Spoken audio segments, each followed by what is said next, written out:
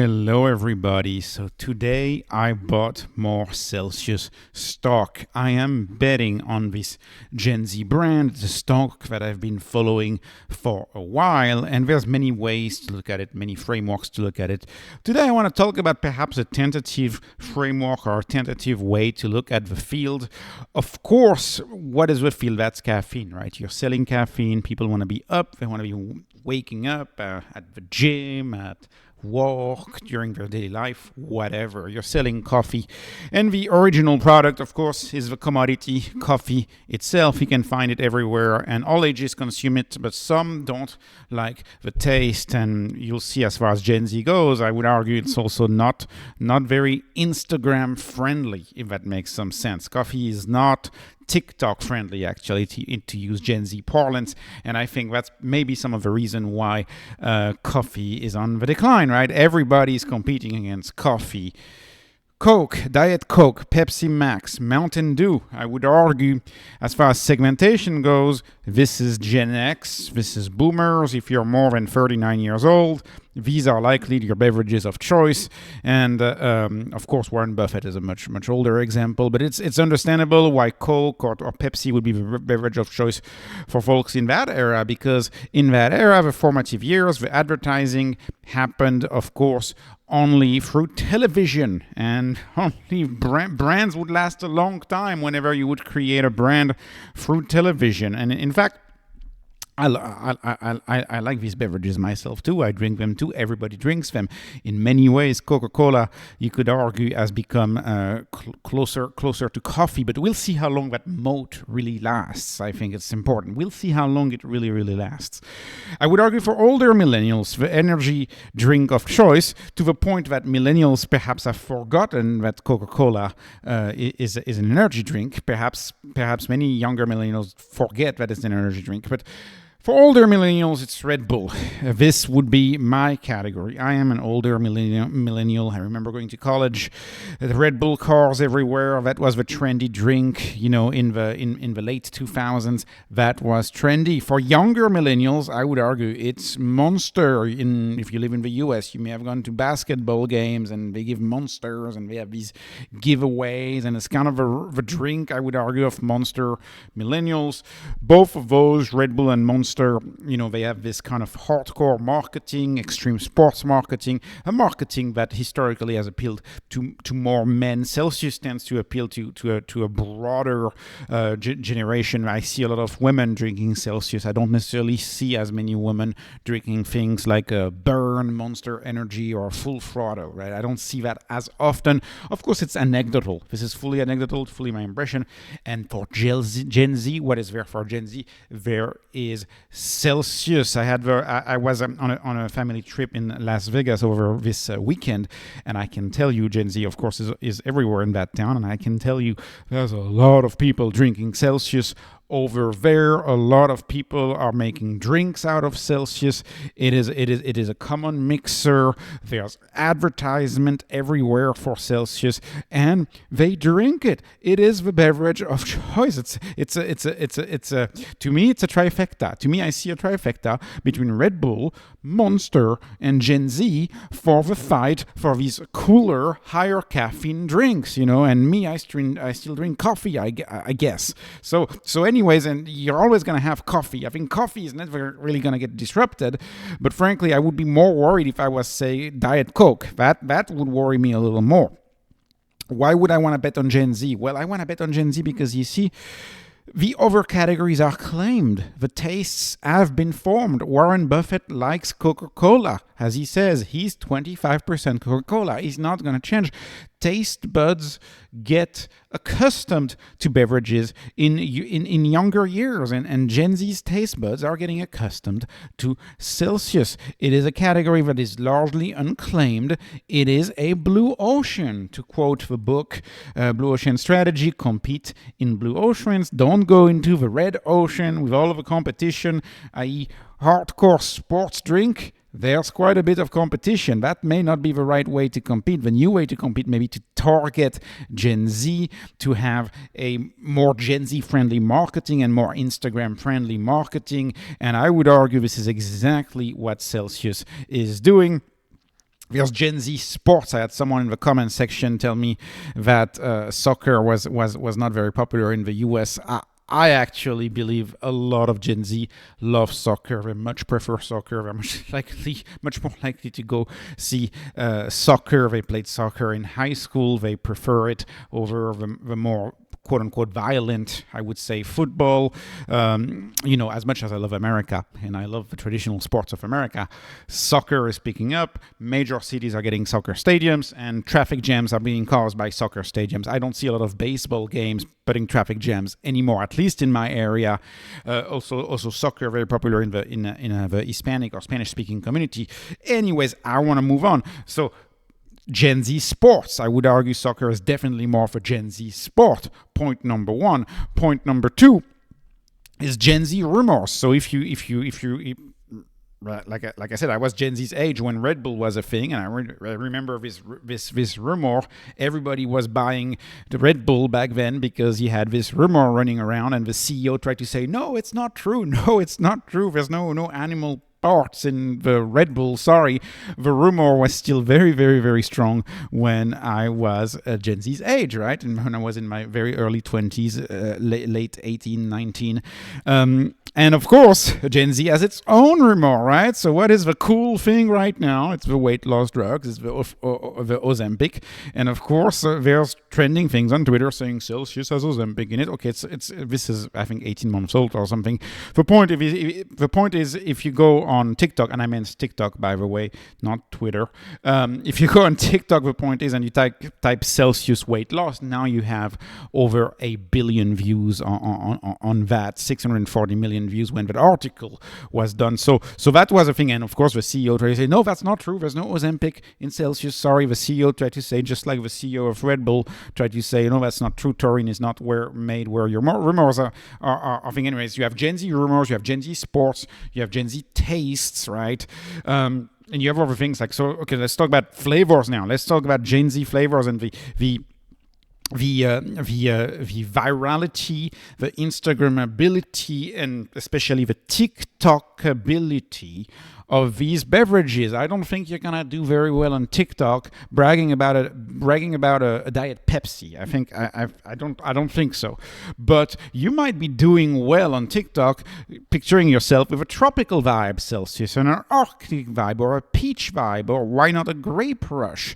Why not a wild berry? Why not a strawberry guava? Whatever guava is. These might actually be much more trendy on TikTok, on Instagram, and guess what? We have validation from all of the competitors of Celsius. They're all doing that. So the other day, I was at Dunkin' Donut, me being, I guess, old school. I was just wanting a coffee, and I see people ordering this at Dunkin' Donut. These energy drinks, Gen Z people, they order these very Instagram-friendly energy drinks. You can see the colors are very vibrant. And of course, if you follow that field of energy and repackaging caffeine in different containers, well, Starbucks got into it very recently with these coolers that they've introduced, but the hot brand of standalone quote-unquote energy is Dutch Brothers. Literally, I mean, they're building them all over Texas. I can tell you, they block the freeway. The line is so long that they will block the side of the road. That's how popular these things are. And what do they sell? Well, they do sell some coffee flavors, but coffee and milk, that color is perhaps not good enough for social media. What is good enough for social media is actually perhaps the Dutch Brothers energy drink, and these are the Dutch Brothers energy drink. Look, you get multiple colors, it's trendy, it works great on social media. It is the drink of the Gen Z generation. I see this coming. I really, really do. And of course, they're sparkling, right?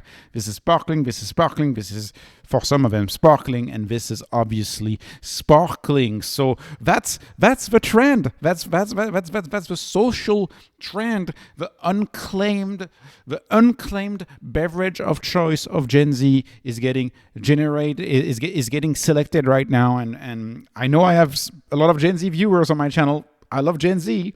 I want to invest in Celsius, so because this is gonna be a big deal, and of course, if the stock was trading 3 or 4 times where it's trading now, I wouldn't be interested, right? You'll get to why. It's the valuation. It's like I'm not interested in Cava. I'm not interested in Dutch Brothers, right? These companies are expensive, but Celsius is, I would argue, in the same league, but it is dirt cheap right now, even though it's in the same league. Okay, Gen Z, moving on to Gen Z. What's another thing that Gen Z does?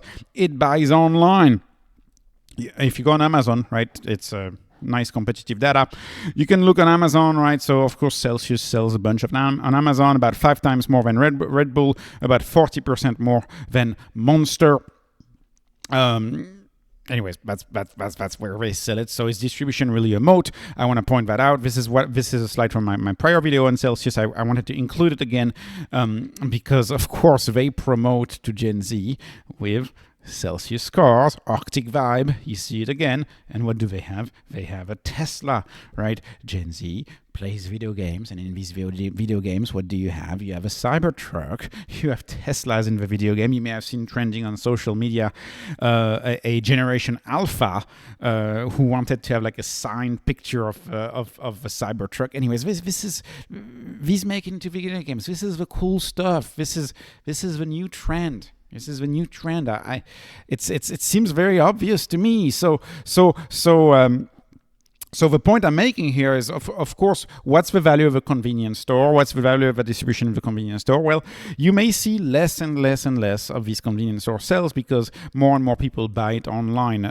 Part of my research is I'll try to see more about how these are sold, how much of these products are going to be sold online going forward, right? This is going to be an interesting topic to study. Lots of Celsius is sold online. And lastly, I'll conclude with this. Like I said, Cava, I would argue, is a Gen Z brand, right? Sweet Greens is a Gen Z brand. There's a lot of Gen Z brands out there, but look at the nosebleed valuation on my metric, EV over GP over RG, right? Look at Cava, for example. Cava, I think, is a good example. It's a 1.54. I would never pay this much. This is crazy. This is a very expensive stock. Monster too, with a very expensive stock. Now, when I see Celsius, what do I find is 0.20, which is about twice as expensive as a HIMS. But it is very cheap. It is a very cheap company.